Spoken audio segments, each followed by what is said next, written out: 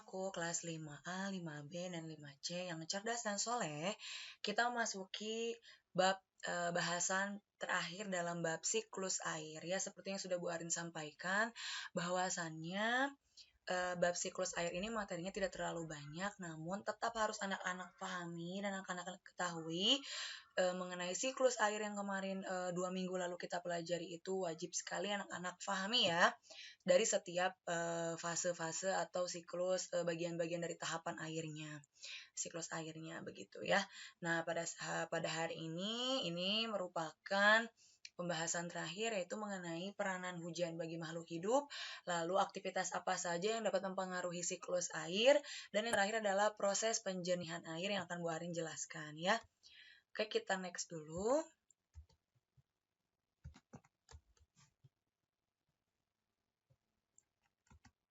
Oke, nah jadi apa saja manfaat hujan bagi makhluk hidup ya? Mungkin kalian sudah tahu dan sudah paham ya apa saja, dan kalau kita sebutkan juga sangat amat banyak gitu ya. Nah, Bu Ari rangkum saja menjadi beberapa yang perlu kalian pahami ya. Yang pertama adalah sumber kehidupan bagi makhluk hidup ya. Kenapa dikatakan sumber kehidupan? Karena air ini menjadi kebutuhan yang amat mendasar bagi kita gitu ya, makhluk hidup. Tumbuhan, manusia, dan hewan gitu ya. Kita sangat bergantung terhadap air. Sehingga air ini disebut sebagai sumber kehidupan, entah untuk minum, untuk mandi, untuk bertahan hidup ya, dan lain-lain. Jadi inilah air itu adalah sumber kehidupan.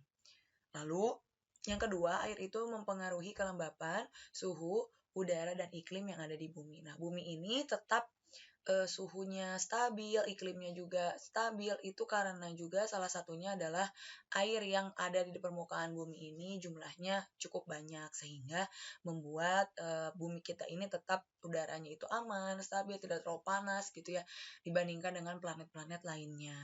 Sementara yang terakhir adalah mengisi sungai, danau, laut, dan lain-lain. Nah, ini juga ya, air ini kan dia menempati sifatnya itu menempati benda yang ditempatinya. Jadi mengikuti benda apa yang dia tinggali gitu ya, seperti itu. Jadi ya dia akan mengisi laut, akan mengisi danau, akan mengisi sungai untuk tetap diam seperti itu ya. Lalu anak-anak, kegiatan pertama yang dapat mempengaruhi siklus air adalah pembetonan jalan.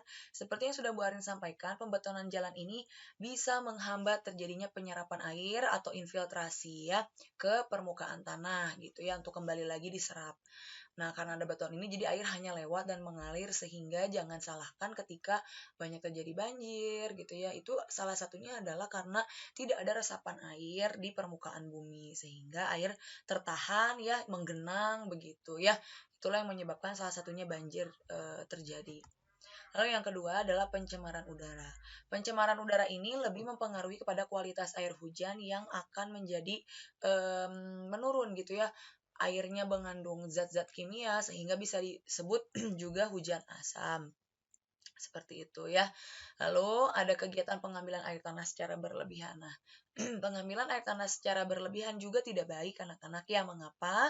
Karena bisa menjadikan satu daerah itu gitu ya, ketika airnya terus dikuras terus-menerus akan menjadi habis seperti itu ya, kekeringan, mengalami kekeringan, dan butuh waktu untuk kembali daerah tersebut itu memiliki kesediaan air yang cukup ya, seperti itu.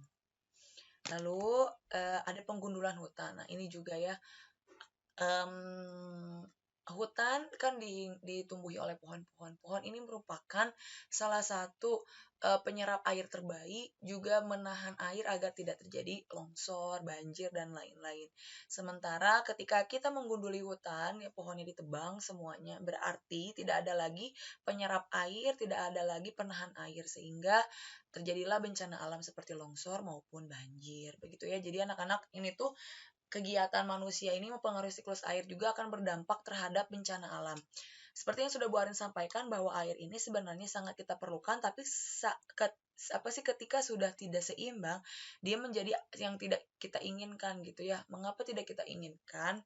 Ya kalian bayangkan ya, hujan terus-menerus, kemudian banjir, lalu ada lagi tsunami dan lain-lain gitu ya. Nah, inilah dampak dari air yang tidak ingin kita alami, karena bisa merusak gitu ya. Dia akan menghancurkan apa saja yang ada di depannya. Lalu mengapa sih kita itu harus hemat air? Coba, kenapa harus hemat air? Bukannya 2/3 bumi itu adalah air. Ya, betul ya. Memang kita punya banyak kesediaan air dan air ini adalah salah satu energi alternatif. Tapi anak-anakku, yang kita perlukan ini ingat ya adalah air yang jernih, air yang bersih yang bisa dikonsumsi. Kalau kualitas airnya menurun, jelek gitu, air kotor, apakah bisa dimanfaatkan untuk kegiatan sehari-hari? Tentunya tidak, ya tidak bisa gitu ya. Kalau kita sekarang sudah tidak ada air sumur yang airnya bersih gitu ya, malah mengandung contohnya kotoran seperti besi dan lain-lain. Nah, ini akan menyusahkan kita gitu ya anak-anakku. Nah, makanya hematlah air selain selain kita menghemat air itu untuk menjaga kualitas air juga untuk menghemat listrik gitu tentunya dan kita dihindarkan dari sifat boros karena Allah membenci yang namanya sifat dari boros begitu. Dan yang terakhir ini adalah penjernihan air atau filtrasi. Jadi air ketika ingin dimanfaatkan gitu anak-anak baiknya itu adalah apalagi diminum ya, itu harus melalui tahapan proses yang namanya filtrasi. Ini filtrasinya secara sederhana ya. Ini bisa kita lakukan sebenarnya di rumah gitu ya. Anak-anak perlu membeli beberapa barang-barang saja seperti kerikil, sabut kelapa, arang, ijuk, spons gitu ya untuk menyaring air yang mula-mula kotor menjadi lebih bersih seperti itu ya. Nah, masing-masing dari item ini itu juga memiliki tugasnya masing-masing. Buat ambil contoh ya, kerikil ini dia akan menghalangi kotoran-kotoran yang cukup besar agar tidak ikut tersaring gitu ya. Lalu sabut kelapa dia akan menyaring partikel-partikel yang lebih halus lagi sehingga nanti misalnya air yang kotor ini akan menjadi lebih jernih. Lalu ada arang. Arang ini dia menyerap kotoran-kotoran atau bakteri-bakteri atau virus-virus yang ada dalam air gitu ya. Walaupun kerjanya seadanya gitu, maksudnya seadanya itu nggak bisa langsung diminum ya air yang hasil filtrasi ini, tapi ketika untuk dipakai mandi ini bisa gitu anak-anak ya.